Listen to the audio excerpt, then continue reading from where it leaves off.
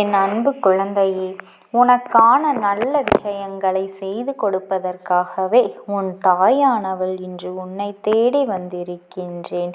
என் அன்பு பிள்ளையே, உன்னுடைய இல்லத்திற்கு வந்த ஒருவர் இப்பொழுது திரும்பி சென்று கொண்டிருக்கின்றார். அவர் சாதாரணமாக எல்லாம் வந்துவிடவில்லை. உன் குடும்பத்தில் மிக பெரிய அழிவினை ஏற்படுத்துவதற்காக வந்த ஒரு நபர் இப்பொழுது திரும்பி சென்று கொண்டிருக்கின்றார். நான் சொல்வதை கவனமாக கேட்டு இந்த அம்மா சொல்கின்ற வார்த்தையில் இருக்கின்ற உண்மைகளை எல்லாம் புரிந்து கொண்டு என் தங்கமே, அதிலிருந்து நீ தப்பித்து கொள்ள வேண்டும். இந்த அம்மா சொல்வதை கேட்ட பிறகும் கூட நீ எந்த ஒரு முயற்சிகளும் செய்யாமல் அப்படியே இருந்து கொண்டிருப்பாய். ஆனால் நிச்சயமாக அதன் பிறகு வரக்கூடிய எந்த ஒரு பிரச்சனைகளையும் உன்னால் சமாளிக்க முடியாததாக மாறிவிடும். நீ மிகப்பெரிய ஆபத்தில் சிக்கிக்கொண்டு விடுவாய் என்பதனை மறந்து விடாதே.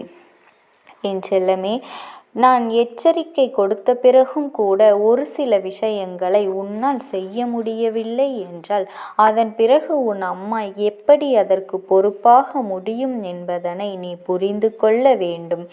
என் தங்கமே, இந்த வாழ்க்கையில் உனக்கு இத்தனை காலமும் கஷ்டத்தை கொடுத்த பொழுதெல்லாம் இந்த அம்மாவினை நாடி நீ வந்தாய் அல்லவா? உனக்கு ஒரு விஷயத்தை சொல்லும் பொழுது அது உண்மை என்று நீ நம்ப வேண்டும்.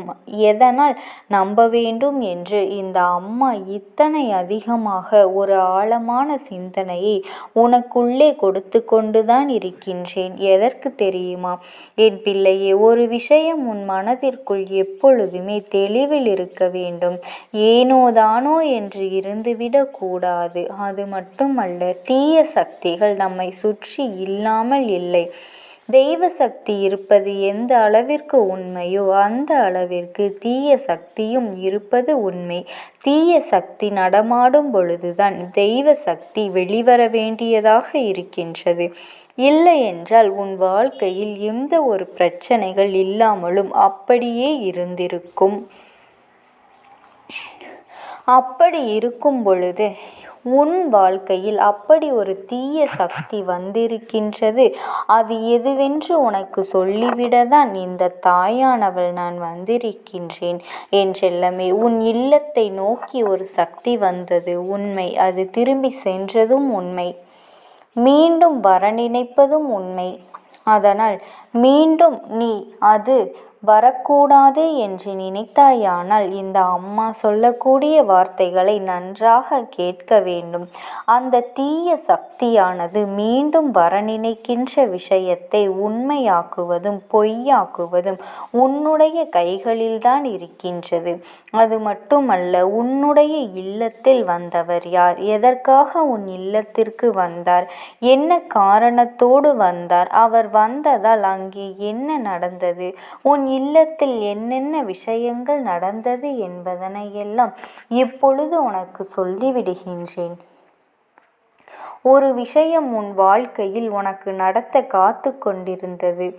உனக்கு வேண்டாத துரோகிகள் உன்னோடு இருந்து கொண்டே உன் வாழ்க்கையை அழிக்க வேண்டும் என்று நினைக்கின்ற இவர்கள் இப்பொழுது தேவையில்லாத சில விஷயங்களை எல்லாம் செய்து உன்னுடைய வாழ்க்கையில் நிம்மதி இல்லாமல் குழப்பத்தை ஏற்படுத்தி உன்னுடைய வாழ்க்கையை அழிக்க வேண்டும் என்று முயற்சி செய்து கொண்டிருக்கின்றார்கள்.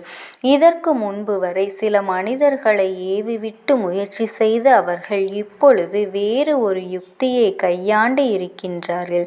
அப்படி அவர்கள் செய்த முயற்சியின் பலனாகத்தான் ஒரு தீய சக்தி உன்னுடைய இல்லத்தை நோக்கி வந்துவிட்டது. அந்த தீய சக்தியை அவர்கள்தான் அனுப்பி வைத்திருக்கின்றார்கள். அந்த தீய சக்தியானது உன் இல்லத்தை நோக்கி வந்த பொழுது இந்த அம்மா உன் இல்லத்தின் காவலாக நின்று கொண்டிருந்தேன். உன் இல்லம் நோக்கி என்னை அறியாமல் வந்துவிட்டது. நான் அதை அங்கிருந்து விரட்டுவதற்கு பல முயற்சிகளை செய்து கொண்டிருந்தேன். அப்பொழுதுதான் அதை புரிந்து கொண்டேன். அந்த தீய சக்தி ஒரு முடிவோடுதான் வந்திருக்கின்றது என்று. நாம் அதனை திருப்பி அனுப்புவதற்கு என்ன காரணம்? என் பிள்ளையின் இல்லத்தை தேடி வந்த அந்த தீய சக்தியை அழித்து விடலாம். எதற்கு அப்படியே திருப்பி அனுப்ப வேண்டும் என்று நினைத்த பொழுதுதான் அந்த தீய சக்தியோடு நான் பேசுவதற்கான வாய்ப்பு கிடைத்தது. உன்னை அனுப்பியது யார்? என்ன நடந்தது? எதனால் இப்படி ஒரு விஷயம் நடந்தது என்பதனை இந்த அம்மா நான் கேட்ட பொழுதுதான் அந்த தீய சக்தி சொன்னது, ஐயா, என்னுடைய வேலை என்ன? இதனை செய்ய வேண்டும் என்று சொல்லும் பொழுது அது நல்ல விஷயமோ கெட்ட விஷயமோ அதை செய்து விடுவதுதான் என் வேலை. இல்லை என்றால் எனக்கு வாழ்க்கை இல்லை. அதனால்தான் நான் இது போன்ற தவறுகளை என்னை அறியாமலேயே நான் செய்து விடுகின்றேன். நீங்கள் இந்த இல்லத்திற்கு காவலாக நிற்பீர்கள் என்பதனை நான் ஒரு சிறு துளி அளவு கூட எதிர்பார்க்கவில்லை. நீங்கள் துணையாக நிற்கின்ற ஒரு இல்லத்திற்குள் செய்வினை எப்படி நுழைய முடியும்? இது கூட தெரியாமல் இவர்கள் எப்படி என்னை அனுப்பினார்கள்? அம்மா, என்னை மன்னித்து விடுங்கள். நான் இங்கு வந்தது என்னுடைய தவறு இல்லை. அவர்கள் செய்ததன் பலனாகத்தான் நான் இங்கு வந்து விட்டேன். இனி ஒரு பொழுதும் நீங்கள் காவலாக நிற்கின்ற இந்த இல்லத்திற்கு என்னால் எந்த ஒரு கெடுதலையும் செய்துவிட முடியாது. அதனால் நீங்கள் கோபப்பட வேண்டாம். நான் இங்கிருந்து இப்படியே வந்த வழி திரும்பி சென்று விடுகின்றேன். யார் என்னை அனுப்பினார்களோ அவர்களிடத்திலேயே சென்று அவர்களுக்கு நான் எச்சரிக்கையும் கொடுக்கின்றேன். அம்மா காவலாக நிற்கின்றாள். மீண்டும் இது போன்ற ஒரு காரியத்தை செய்ய துணிய வேண்டாம் என்று நான் எச்சரிக்கையை கொடுத்து விடுகின்றேன். அம்மா, நான் இங்கு வந்ததற்கு என்னை மன்னித்து விடுங்கள் என்று சொல்லி என்னுடைய காலடியில் விழுந்து வணங்கிவிட்டு அந்த செய்வினையானது இங்கிருந்து சென்று விட்டது. என் பிள்ளையே, இப்பொழுது உனக்கு புரிகின்றதா? உன் இல்லத்திற்கு வந்தது யார்? எதனால் அது திரும்பி சென்றது? அது அழிக்க வந்த காரியத்தை நிறைவேற்றாமல் போவதற்கு என்ன காரணம் என்பதனை நீ தெரிந்து கொண்டாய் அல்லவா என் அன்பு செல்லமே? இந்த விஷயங்கள் நடந்தது நிச்சயமான உண்மை.